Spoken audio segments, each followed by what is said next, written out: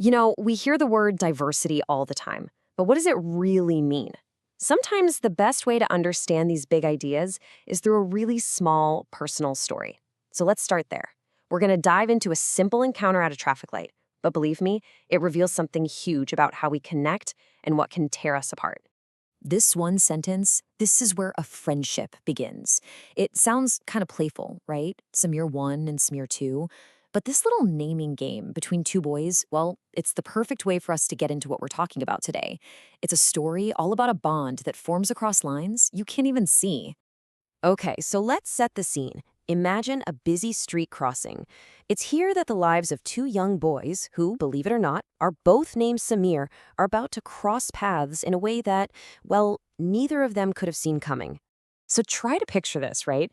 You've got one Samir on his bicycle, zipping through traffic. He's probably heading to school or back home. And then there's the other Samir. He's working, darting between cars, selling newspapers. I mean, right from that very first moment, you can just feel how different their worlds are. So the next day, they see each other again. The kid on the bike, who we'll call Samir Ek, asks the newspaper boy his name. And get this, it's Samir. The exact same name. Can you imagine? They both just light up, breaking into this huge grin. And the newspaper boy, Samir Doe, he triumphantly says, okay, you're Samir 1, and I'm Samir 2. They shake hands, and as Samir Ek pedals away, he can still feel the warmth of that handshake. A real, genuine connection was just made right there. But then, the very next day, everything's different. The whole vibe is changed. The smile is just gone from Samir Doe's face. He holds up a newspaper, and the headline is just blazing in big, bold letters, communal riots. The city of Meerut is in turmoil. And just like that, the chaos of the outside world has smashed right into their simple, new friendship. And this is the moment everything pivots. Samir Ek asks him, what's wrong? And Samir Doe, he reveals something about himself for the first time. He says, I'm a Muslim Samir, and you can just see his eyes filling with tears. His family, his whole community, they're all in Meerut, right in the middle of all that violence. And then, poof, he was gone. Just like that. Samir Doe never showed up at the crossing again. Not the next day, not ever. That little spark of friendship that had just started to glow so brightly was just snuffed out by forces so much bigger than two kids. And no newspaper, whether it was in English or Hindi, could ever tell Samir Ek what happened to his friend. The friendship just vanished, leaving nothing but questions behind. So, this story, as sad as it is, really makes you think, doesn't it? The two Samirs were obviously different, but how were they different? Because to really get to the heart of this, we've got to unpack two really important and very distinct ideas: diversity and inequality. Okay, let's break it down. On one hand, you have Samir Ek. He's Hindu, he's comfortable with English, and he goes to school. On the other hand, there's Samir Doe. He's Muslim, he mostly speaks Hindi, and he has to sell newspapers to get by. Now, these aren't just little details, right? They actually represent two totally different types of difference.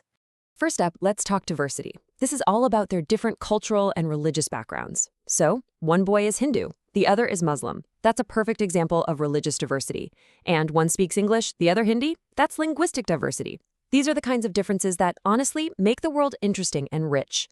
But, and this is a really big but, the fact that Samir Ek got to go to school while Samir Doe had to work, that's not diversity. That is inequality. Inequality is what happens when people don't have the same access to resources and opportunities.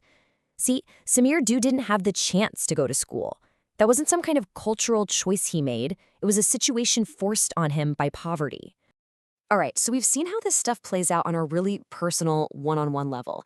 Now let's pull the camera back. Let's zoom out and see how these same ideas, these principles of diversity, get shaped by massive forces like geography and history, right across entire regions. And to really see this in action, we're going to look at two places in India that are like night and day. On one side, you've got Ladakh. Think stark, dry, high-altitude desert mountains.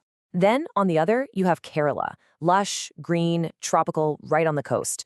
I mean, the landscapes could not be more different, and you better believe that has shaped absolutely everything about life in those places. So think about it. Those different environments led to completely different ways of life. Up in Ladakh, with that harsh geography, the economy grew around wool, from goats and sheep. And because it had these crucial mountain passes, it became this major trade route for caravans going to Tibet. And what did they bring with them? ideas like Buddhism and Islam. Now, flip that completely. Down in coastal Kerala, the fertile climate was absolutely perfect for growing spices. And that drew traders from all over the world by sea. We're talking Arab, Jewish, Chinese, and European traders, all of them showing up and leaving their own unique mark, creating this incredible melting pot of cultures and religions.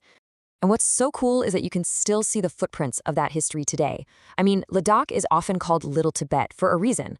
And get this, the local version of the Tibetan national epic, the Kesar Saga, is performed by both Muslims and Buddhists there. How amazing is that? Then you go down to Kerala, and the famous fishing nets you see everywhere, they're called Chinavala, which literally means Chinese nets. And it's thought that St. Thomas himself, one of the apostles, brought Christianity to Kerala nearly 2,000 years ago. History and geography aren't just in the past. They're woven right into the fabric of everyday life. So, let's connect the dots here. We have diversity between individual people, right, like our two Samirs, and we have diversity between entire regions, like Ladakh and Kerala. So the big question is, what happens when you put all of that together? How does a whole nation, with all that incredible variety, manage to find common ground and forge a single shared identity? Well, the answer might lie in this really powerful idea, one that's often tied to India's first Prime Minister, Jawaharlal Nehru. The idea is this. What if all those differences, what if they aren't a weakness that you have to overcome? What if they're actually the country's biggest strength? This whole concept has a name, and it's unity in diversity. And this wasn't just some nice, hopeful slogan. It became a real, powerful political tool during India's fight for freedom. See, the British strategy was basically divide and rule. They thought they could control India by turning different religions and regions against each other. But the people, they proved them wrong. Men and women from literally every background you can imagine came together. They marched together, they went to jail together, and they rallied around common symbols like the flag, all for one shared goal: independence. This line right here, it's incredibly haunting. It's from a song that was written after the Jallianwala Bagh massacre, a horrific event where British troops fired on a peaceful crowd, a crowd filled with Hindus, Muslims, and Sikhs. That song became an anthem of unity. And it's such a powerful reminder that shared struggle, shared sacrifice, that can create a bond that's way stronger than any of the things that make us different.